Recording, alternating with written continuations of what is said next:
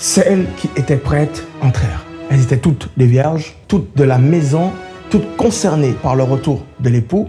Si toutes n'ont pas veillé, mais parmi elles, il y en a qui avaient des réserves.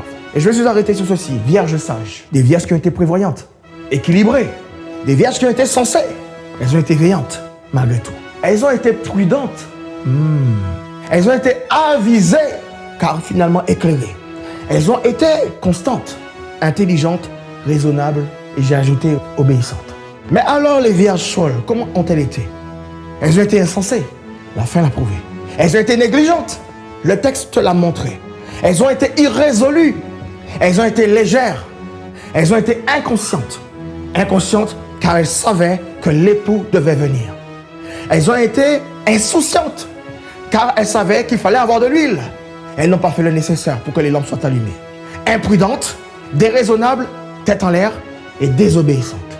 La différence, elle est notoire et manifeste entre celles qui étaient sages et celles qui étaient folles.